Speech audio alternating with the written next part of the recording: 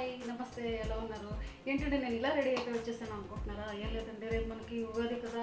అదే తెలుగు వాళ్ళందరికీ నూతన సంవత్సరం అనమాట. ఇదేంటంటే మనం వికారి నామ సంవత్సరానికి ఎండ్ చెప్తూ శార్వరి నామ సంవత్సరాన్ని స్వాగతం పలుకుతాము. మనకి ఇయర్లో 2 నవరాత్రులు వస్తాయి. ఒకటి ఏంటంటే దసరాలో చేసే దుర్గా పూజ, ఇప్పుడేమో రేపటి నుంచి వసంత నవరాత్రులు స్టార్ట్ అవుతాయి అనమాట. ఉగాదికి స్టార్ట్ అయ్యి అప్ టు శ్రీరామనవమి రోజు ఎండ్ అవుతాయి అనమాట. ఇది కూడా అమ్మవారి పూజలో 9 days సేమ్ ఉగాది దసరాలో ఎలా చేస్తామో దీనికి కూడా అలాగే చేస్తాం అనమాట అమ్మవారి పూజలు.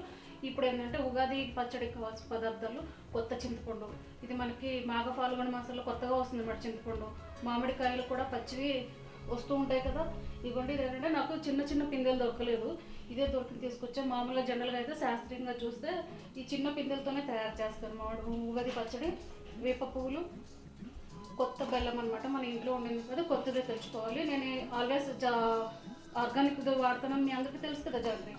అలాగే శాస్త్రీయంగా మనం ఏంటంటే పెప్పరే వాడతాం, ఇది మిరియాల పొడి, అలాగే సాల్ట్. దీన్ని షడ్రుసులతో అంటారు కదా. ఇప్పుడు ఉగాది పచ్చడి ఎలా తయారు చేస్తామో చూద్దాం, పదండి ప్రాసెస్లోకి వెళ్దాము. ఇది కొత్త చింతపండు అండి, దీన్ని నేను వాటర్లో వేసి నానబెట్టుకున్నాను అనమాట. జాగ్రీ, పెప్పర్ పౌడర్, మిరియాల పొడి, సాల్ట్, మామిడికాయ, వేప పువ్వులు, మనకి మెయిన్ ఇంగ్రీడియంట్ ఇదే కదా. ఇంకా దీన్ని ప్రాసెస్లోకి వెళ్దాము. ఇది వేప పువ్వులని ఫస్ట్ మనం ఇలా తీసేసుకొని క్లీన్ చేసేసుకోవాలి. క్లీన్ చేసుకుంటే ఏంటంటే ఈ వైట్ కలర్లో ఉండే మాత్రమే వాడుకోవాలన్నమాట. ఫస్ట్ మనం వేప పువ్వు పచ్చడికి కావాల్సింది చూద్దాము. జాగ్రీ వేస్తున్నాం అనమాట. అలాగే మామిడికాయ చిన్న చిన్న పీసెస్గా కట్ చేసుకున్నాను అది.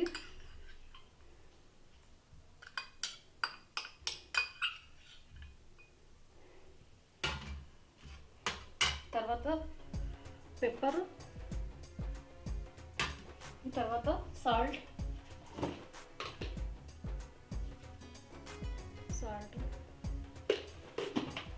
తర్వాత వేప పువ్వులు,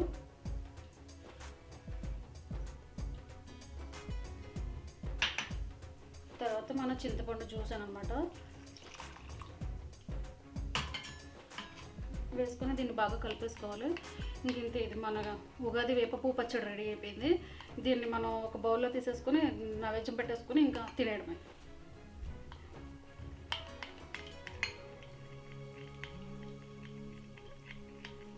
యాక్చువల్ ట్రెడిషనల్ ఉగాది పచ్చడి అంటే ఇదేనండి, ఇంకా దీంట్లో ఏమీ కలపకూడదు. చూసారు కదా ఫ్రెండ్స్, దీన్ని నేను దేవుడికి నైవేద్యం పెట్టాలి కాబట్టి ఇలా సిల్వర్ బౌల్లో తీసుకున్నాను అనమాట. ఇంకా దీన్ని రెడీ అయిపోయింది. దేవుడికి నైవేద్యం పెట్టేసి మనం ఉగాది సెలబ్రేట్ చేసేసుకోవడమే. ఒకప్పుడు అంటే అందరికీ డిస్ట్రిబ్యూట్ చేసే వాళ్ళం ఇది తయారు చేస్తే, ఇప్పుడు కరోనా అని చెప్పి ఎక్కడికి వెళ్ళడానికి లేదు కదా, మన ఇంట్లో మనమే తింటాం. చూసారు కదా ఫ్రెండ్స్, మీ అందరి కోసం నేను తయారు చేసిన ఉగాది పచ్చడి. అందరికీ, నా వ్యూవర్స్కి, ఫ్యామిలీ మెంబర్స్కి, ఫ్రెండ్స్కి అందరికీ శార్వరి నామ సంవత్సరం ఉగాది శుభాకాంక్షలు. ఈ సంవత్సరం అందరూ ఆయురారోగ్యాలతో హ్యాపీగా సంతోషంగా ఉండాలని కోరుకుంటూ మీ అమృత కిషోర్.